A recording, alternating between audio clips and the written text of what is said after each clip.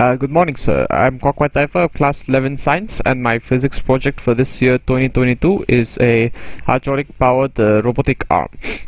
So the principle of the hydraulic robotic arm is Pascal's law. Pascal's law is the heart of hydraulic drive systems. The hydraulic system works on the principle of Pascal's law, which says that the pressure in an enclosed fluid is constant in all directions. As the pressure in the system is the same, the force the fluid gives to the environment is constantly equal to the pressure into area. So a large force can be made with a smaller force input by using hydraulic systems.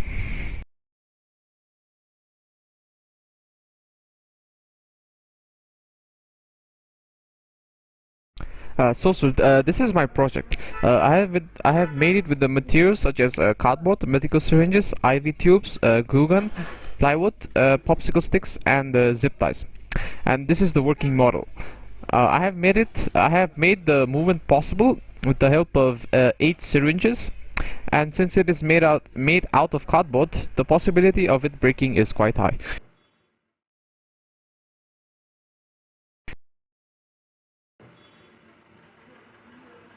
The working principle of the experiment.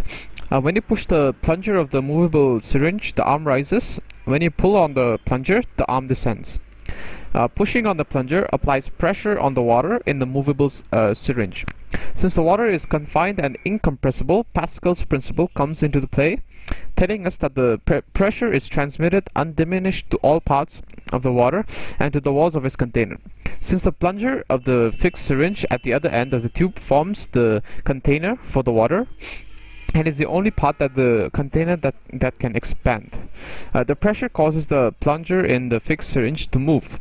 Pascal's principle and a little mathematics can be used to show that if the syringes are identical, the force that you apply to one plunger is transmitted full to the other plunger.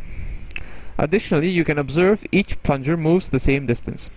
With the 1 milliliter syringe, you need to push with less force than 10 milliliter syringe, but the arm is not lifted nearly as far. In accordance with Pascal's principle, the pressure on the plunger of the 10 milliliter syringe is the same as the pressure on the plunger of the 1 milliliter syringe.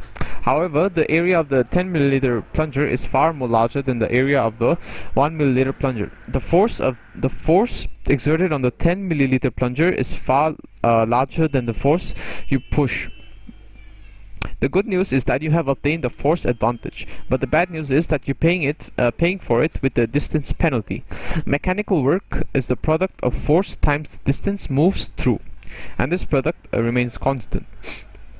In the right side up position, the plunger pushes on the arm to raise it, but when you turn the whole assembly upside down, the syringe pulls on the arm to raise it, just like your muscles do with your own arms. The muscles that allows your forearm to lift things, called the biceps, is attached near your shoulder and just below your elbow. When the bicep contracts, it has the same effect on your arm as the syringe has on the hydraulic arm. When the assembly is upside down, in both cases, a large force is exerted so that a small weight can be lifted, but the weight can be lifted a large distance compared to the distance the force moves.